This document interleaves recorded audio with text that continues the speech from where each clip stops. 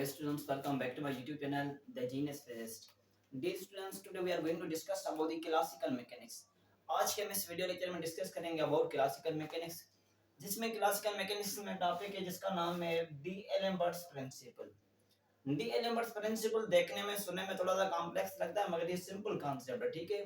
कोई टेंशन लेने की बात नहीं, बस आप तवज्जो दें, इंशाल्लाह within few minutes you will get properly what is D'Alembert's principal.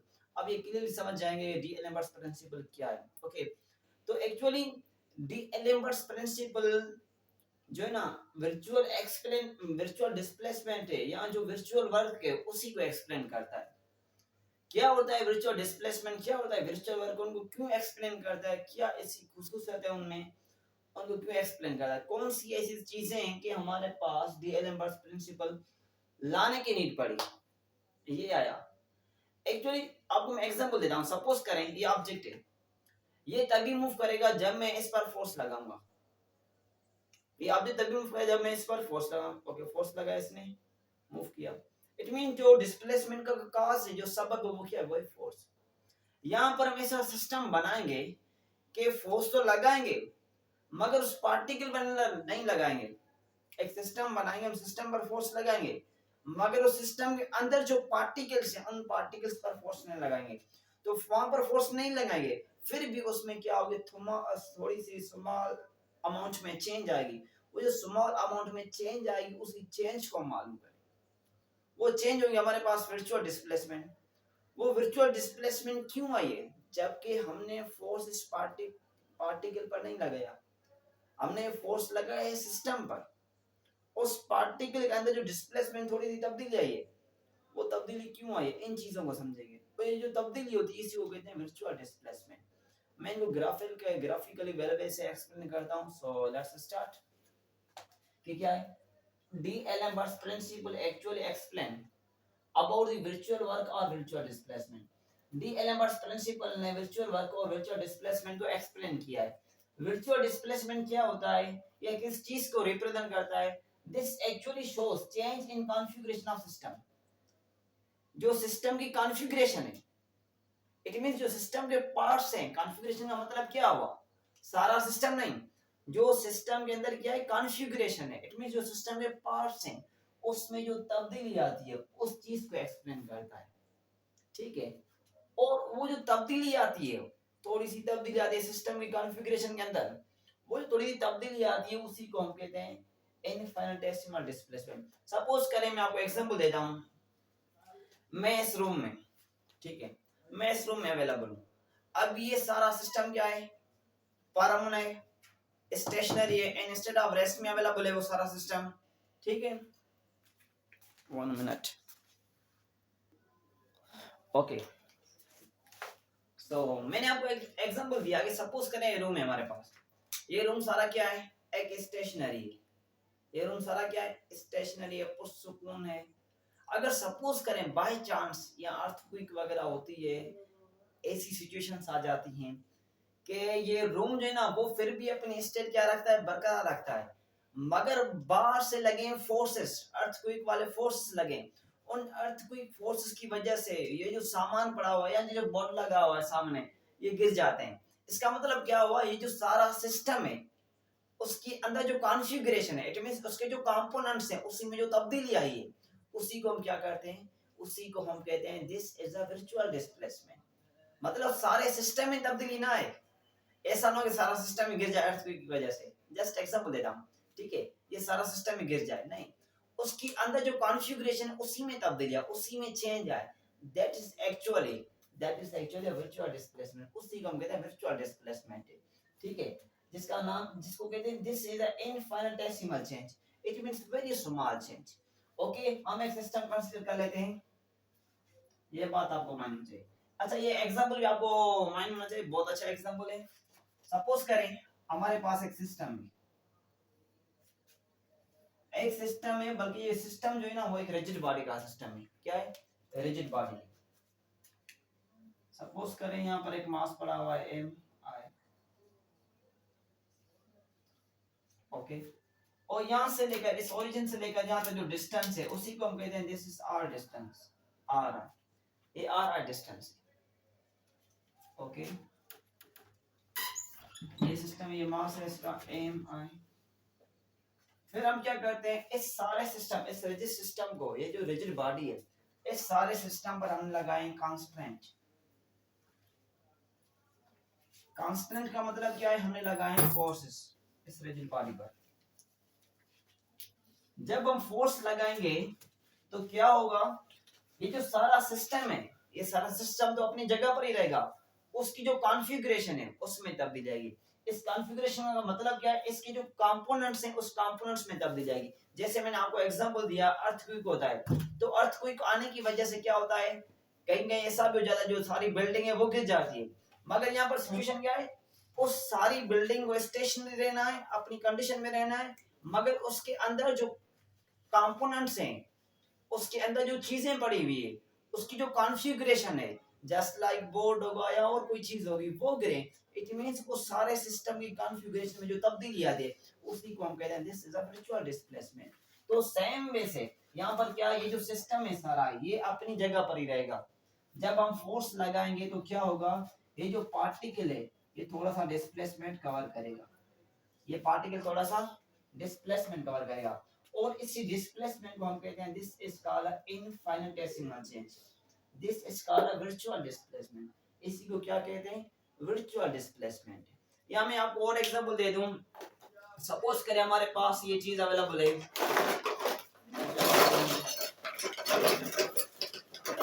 ये हमारे पास एक चीज अवेलेबल है, ये बॉक्स पड़ा हुआ है, इस बॉक्स में हम क्या कर लेते हैं, इस बाल को ऐड कर लेते हैं। क्या कर लिया है हमने, इसको, इस बाल को इस सिस्टम में हमने कैद कर लिया है। हम क्या करते हैं, सिस्टम को फिक्स कर लेते हैं, इस सिस्टम को फिक्स कर लेते हैं। अज्यूम करें यहाँ तो मैं फिक्स नहीं कर सकता बाई चांस जल्दी से, तो हमने सिस्टम को फिक्स कर लिया है। फिर हम क्या करते हैं, ऊपर से फोर्सेस लगाते हैं, तो फोर्सेस लगाने की वजह से इसमें क्या आती है, बाल में थोड़ी सी डिस्प्लेसमेंट आती है, थोड़ी सी चेंज आती है। ये जो चेंज होती है इसी को कहते हैं this is a virtual displacement. इस बाल की क्या, ये वर्चुअल डिस्प्लेसमेंट है इस बाल की, ठीक है। ये बाल में जो है ना वर्चुअल डिस्प्लेसमेंट आई है, ठीक है, ओके।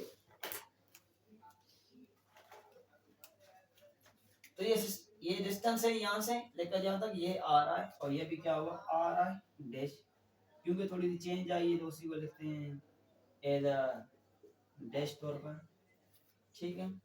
तो इसका जो वर्क होगा उस वर्क को हम किस तरह मालूम कर सकते हैं, अभी उनकी इक्वेशंस पर हम थोड़ा सा फोकस करते हैं, ठीक है। हमने पढ़ा है work is equal to force into, work is equal to force into displacement. यहाँ पर क्या है, फोर्स एक्चुअली हमने यहाँ सिस्टम पर कोई एक फोर्स नहीं लगाया है, यहाँ समेशन ऑफ फोर्स अवेलेबल है, क्योंकि सिस्टम के अंदर कोई एक पार्टिकल नहीं है, ज्यादा पार्टिकल्स हैं। तो हम क्या करते हैं, समेशन ऑफ फोर्सेस करते हैं, इस सारे सिस्टम पर हम क्या करेंगे, summation of force dot displacement, okay. मगर यहाँ पर क्या है, एक थोड़ी सी चेंज आई है पार्टिकल में, तो उसी को कहते हैं इनफाइनेटेसिमल चेंज, डेल्टा आर। तो हम यहाँ पर इसी को इधर मेंशन कर लेंगे, अब दरवाजा बंद कर, हम यहाँ पर उसी को इधर मेंशन कर लेंगे इस तरह, this is F dot delta are. ये क्या है, दिस इज वर्चुअल वर्क है, ये क्या है, हमारे पास एक वर्चुअल वर्क है, ये जो चेंज है this is called virtual displacement, ये वर्चुअल डिस्प्लेसमेंट, और ये सारा सिस्टम क्या हुआ, ये हुआ वर्चुअल वर्क सिस्टम। अगर आपसे कहा जाए इफ देयर इज इक्विलिब्रियम, अगर यहाँ पर इक्विलिब्रियम है तो जो वर्क होगा वो क्या होगा, will be zero, work will be zero. If system is in equilibrium, अगर सिस्टम क्या है, इक्विलिब्रियम में, मैं लिखता हूँ if system is in equilibrium, अगर हम सिस्टम को इक्विलिब्रियम में कर लेते हैं तो क्या होगा, उसी केस में जो हमारे पास फोर्स है और जो डिस्प्लेसमेंट की डॉट प्रोडक्ट है वो जीरो के इक्वल हो जाएगा, इट मींस जो वर्क होगा वो क्या होगा, जीरो के इक्वल हो जाएगा। ये सारा case F delta R is equal to zero, ये क्या हो जाएगा, ये जीरो हो जाएगा। Now we have to focus on this point, यही पॉइंट है, इसी पॉइंट पर ही हमें नीड होगी डीएलएम्बर्ट्स प्रिंसिपल को समझने की। अच्छा, देखिए ये जीरो कैसे होगा, सिंपली आप ये कहेंगे यहाँ तो एफ जीरो हो जाए, यहाँ तो डेल्टा आर जीरो हो जाए। इन दोनों केसेस में कोई भी एक जीरो हो जाए तो जीरो मल्टीप्लाई किससे भी होगा तो जवाब हमें जीरो मिल जाएगा। मगर यहाँ पर ऐसी सिचुएशन नहीं चलेगी, यहाँ पर थोड़ा सा कुछ कॉन्सेप्ट अलग है। ठीक है, हमने सिंपली ये पढ़ा है कि force work is equal force into displacement, हमने ये चीज पढ़ी है। यहाँ तो हम एफ को जीरो कर लें फिर भी वर्क की क्या होगी जीरो होगी, या हम डिस्प्लेसमेंट को जीरो कर लें फिर भी वर्क की क्या होगी जीरो, दोनों केस में वर्क की क्या होगी जीरो होगी। मगर यहाँ पर ये बात नहीं होगी, यही तो बात है ना कि डीएल इनवर्स प्रिंसिपल की हमें नीड पड़ी है, इस बात को भी यहाँ समझेंगे। ठीक है, तो आपको मैं एक चीज बताऊं कि यहाँ पर जो नेट फोर्स लगा है, ये जो नेट फोर्स है दिस इज एफ आई, इसको आप एफ आई कर लें क्योंकि मास हमने एम आई लिया तो इसको भी थोड़ा सा एफ आई कर ले, कोई इशू नहीं, कॉन्सेप्ट तो सेम ही रहेगा ऑफ। ठीक है, ओके, तो ये फोर्स किसके इक्वल है, इस पर थोड़ा सा है, this summation of force is actually equal to constant force plus में अप्लाइड फोर्स। वो फोर्स जो हमने लगाया है और दूसरा वो फोर्स जिसको हम कहते हैं कांस्टेंट। कांस्टेंट का मतलब क्या होता है, वो फोर्स, वो चीज जो ऑब्जेक्ट के मोशन को रेजिस्ट करे। सपोज करें मुझे आगे जाना है, यहाँ से हमारे पास ये क्या है, ये दीवार है, मुझे आगे जाने नहीं देती। ठीक है, ये क्या करे, आगे जाने नहीं देगी, या मैं सिंपली इसको इस तरह करना, या मैं ऐसे कर दूं। सपोज करें मुझे इधर जाना है पीछे और भी, तो मेरे पीछे क्या है, बोर्ड है, ये मेरे लिए क्या है, ये कांस्टेंट है, ये एक रुकावट है। तो सेम में से मैंने एक अपना फोर्स लगा जिसको मैं कहता हूं अप्लाइड फोर्स है, ये मैं इधर से पीछे गया, ये मैंने लगाया अप्लाइड फोर्स। फिर पीछे से क्या है, एक कांस्टेंट है जो मेरे मोशन को रेजिस्ट करती है। तो सेम में जो टोटल फोर्स होगा वो क्या होगा, वो एक फोर्स वो होगा जिस फोर्स से मैं पीछे आया हूं, जिसको मैं कहता हूं अप्लाइड फोर्स। दूसरा फोर्स ये जिसने मुझे रेजिस्ट किया है, जिसको मैं कहता हूं कांस्टेंट। तो जो टोटल फोर्स होगा, जो समेशन ऑफ फोर्स होगी वो क्या होगी, एक होगा अप्लाइड फोर्स जिससे मैं पीछे है, और दूसरा फोर्स है हमारे पास जिसने मुझे रेजिस्ट किया है, रोका है। ओके, तो हमारे पास ये हो जाएगी एफ अप्लाइड प्लस में summation of F applied plus में constant, this is called a constant, इसी को कहते हैं कांस्टेंट फोर्स जो ऑब्जेक्ट के मोशन को रेजिस्ट करती है। ओके, तो आप इस फोर्स को इधर पुट कर सकते हैं, yes sir we can put it. आप इसको इधर पुट अप कर लें इस इक्वेशन में, सपोज करें this is equation number first and this is equation number second, ये सेकंड इक्वेशन और ये फर्स्ट इक्वेशन हमारे पास अवेलेबल है। आप इसमें ये पुट कर लें, तो आप पुट करेंगे तो आपके पास आ जाएगा वैल्यू क्या है इसका, बिंदु पेन यूज करें,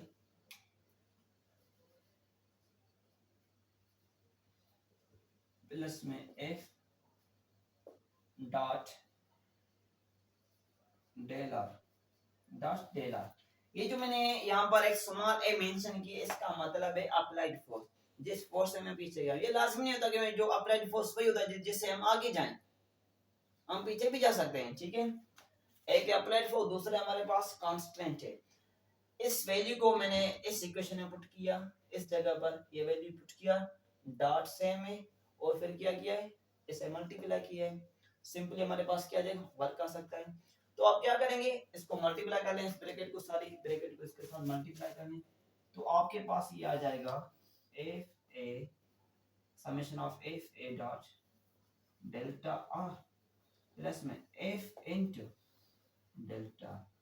अच्छा ये बात आपको माननी चाहिए, एफ तो फोर्स वेक्टर क्वांटिटी है, मैं एरो दूं ना दूं, ये थोड़ी सी बात आप डाइजेस्ट कर लेना। ठीक है, तो ऐसा ना हो कि ऑपरेशन हो जाए यहाँ पर वेक्टर है यहाँ पर नहीं है, तो ये सिंपल बात है। ठीक है, तो ये कंडीशन हमें मिली है। ओके, ये हमारे पास वर्क आया है। यहाँ पर एक थोड़ी सी कंडीशन है, एक और कंडीशन। कंडीशन क्या है, इस चीज को रिमूव कर लेते हैं। कंडीशन दरअसल हमारे पास ये है, सपोज करें हमारे पास एक सर्कुलर पाथ है, this is a circular path. ठीक है, इस सर्कुलर पाथ में कोई पार्टिकल जो मूव करता है,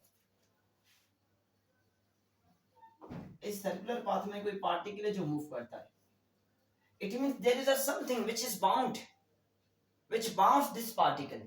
यहाँ पर कोई ऐसी चीज है जो इस पार्टिकल को बाउंड कर दे, इस सर्कुलेट कर रही है इस पाथ के अंदर।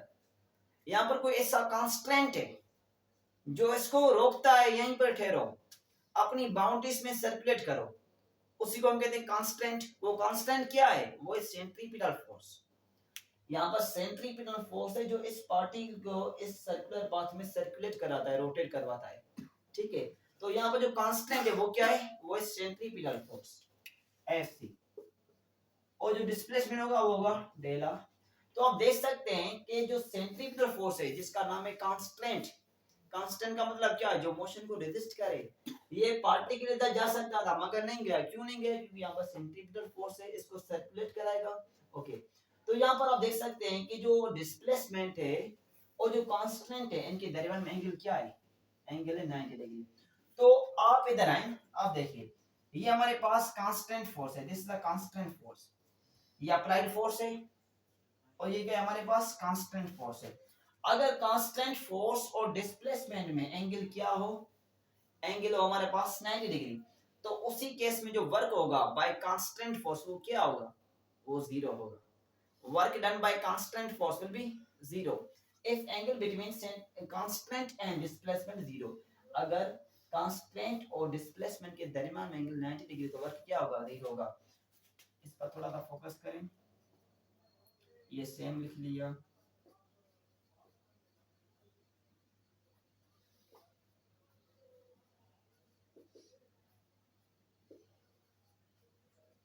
cos 90 एंगल क्या है? 90 है, तो cos 90 इक्वल टू 0। तो इस केस में ये क्वेश्चन सारा क्या हो जाएगा? ये 0 हो जाएगा। रिमेनिंग क्या बचेगा? रिमेनिंग हमारे पास आएगा, इसको मैं रिमूव कर लेता हूं, रिमेनिंग डेरिवेशन इधर लिखता हूं।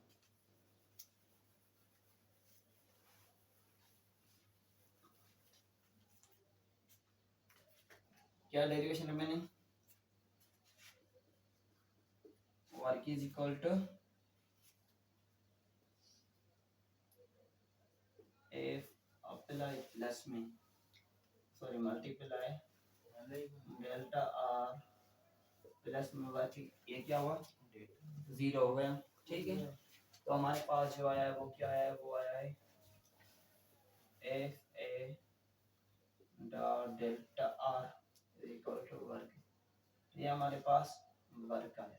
ओके, तो जो बात मैंने आपको कही कि यहाँ पर हम आर को अगर कहें हम डेल्टा आर 0 लेते हैं तो फिर वर्क 0 होगा, तो ये कंडीशन हम यहाँ पर यूज नहीं करेंगे। तो यहाँ पर जो कंडीशंस यूज करते हैं, यहाँ पर जो इशू आता है, उस इशू को सॉल्व करने के लिए हमारे पास है डीएलेम्बर्ट्स प्रिंसिपल। ये तभी हमारे पास इक्वेशन वैलिड है। This equation is only valid when there is a static equilibrium. जब ऑब्जेक्ट के पास स्टैटिक इक्विलिब्रियम होगा उसी केस में हम ये यूज कर सकते हैं, अदरवाइज नहीं यूज कर सकते। ओके, हमें ऐसा सिस्टम चाहिए, ऐसी इक्वेशंस चाहिए जिसमें हम चाहे स्टैटिक हो या चाहे डायनामिक इक्विलिब्रियम, उन दोनों केसेस को प्रॉपर वे से वेरीफाई कर सकें। ये जब डायनामिक में जाएंगे तो डायनामिक में ये इक्वेशन काम नहीं करेगी। This is working only for the purpose of static equilibrium. When we have to dealing with dynamic equilibrium, then we have to create a new one equation, which is given by D'Alembert's principle, जिसको mention करवाया है किसने? D'Alembert's principle के नाम से mention कर लेते हैं। ओके, सो आपने पढ़ा होगा सेकंड लॉ ऑफ मोशन बराबर होता है rate of change of momentum. Rate of change of momentum आपने ये चीज पढ़ी होगी, rate of change of momentum is equal to force, ये फोर्स के इक्वल होता है। ठीक है, तो हम क्या करते हैं, इसको लिख सकते हैं एफ आई पी डॉट। ये बात समझे, इस डॉट की यहाँ पर एक मीनिंग है जिसे कहा जाता है एक नुक्ते विच गल मुक्ति है। यहाँ पर भी सेम बात है, ये जो मैंने डॉट दिए यहाँ, इसका मतलब क्या है? This is time dependent. ये टाइम डिपेंडेंट डेरिवेटिव है किसकी? मोमेंटम की। ओके, अगर मैं इसको इधर शिफ्ट कर लूं तो क्या होगा? F I P dot is equal to 0। ये हमारे पास ये हो जाएगी। तो आप क्या करें, इस वैल्यू को इधर पुट कर लें, इधर पुट कर लें, हमारे पास इक्वेशंस गिवन इन इक्वेशंस में पुट कर लें, तो आपके पास जो फाइनल रिलेशन आएगा वो आएगा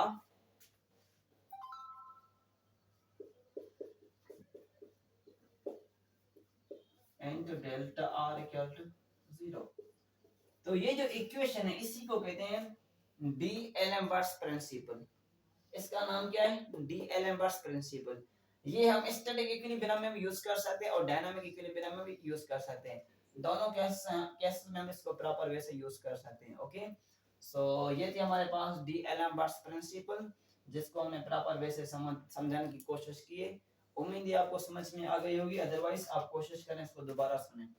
ठीक है, अगर कोई क्वेश्चन है तो आप कमेंट कर सकते हैं, otherwise that's will be enough for this lecture. Okay, अगर कोई क्वेश्चन तो आप शेयर कर सकते हैं। Okay, thank you.